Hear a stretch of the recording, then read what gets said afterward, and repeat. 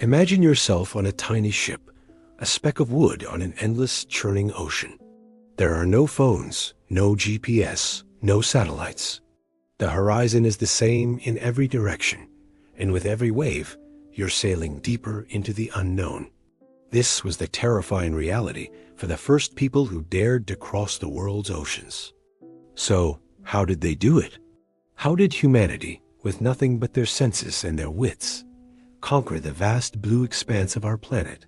The answer is a story of incredible genius and bravery. Long before any modern technology, the Pacific Ocean was a highway for Polynesian wayfinders. On their canoes, they became masters of reading the natural world. They didn't just see the sun. They tracked its daily arc across the sky. At night, they navigated by star paths, knowing which stars rose and set over specific islands.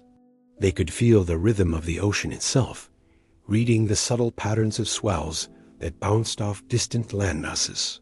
Even the flight of a bird was a clue, a living arrow pointing the way to shore. These weren't just sailors. They were scientists of the sea. Meanwhile, in the cold, foggy waters of the North Atlantic, the Vikings were writing their own chapter of navigation. On their iconic longships, they faced a constant challenge: overcast skies that hid the sun. Their secret weapon was the legendary sunstone, a crystal that could reveal the sun's position even through thick clouds. This, combined with an intimate knowledge of coastal landmarks and the powerful pull of sea currents, allowed them to raid and explore from Scandinavia to North America. The world of navigation was then revolutionized by minds in the East. In bustling Arabian ports and grand observatories, scholars perfected instruments like the astrolabe.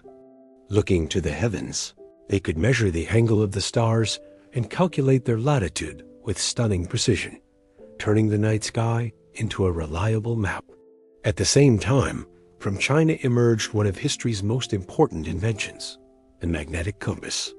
Aboard the colossal treasure junks of Zheng He's fleet, this simple needle, always pointing north, provided a constant sense of direction, no matter the weather or time of day.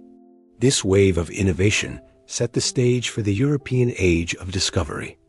Explorers like Columbus and Magellan embarked on their globe-spanning voyages, armed with a powerful combination of tools.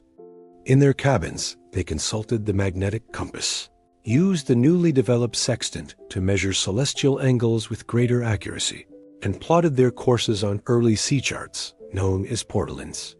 They relied heavily on a technique called dead reckoning, a constant calculation of their position based on their direction, speed, and the time they'd been traveling. It was a painstaking, often inaccurate process, but it was enough to connect continents. From the sunstone to the sextant, from reading the waves to charting the stars, the journey to map our world was not a single event, but a global effort spanning centuries.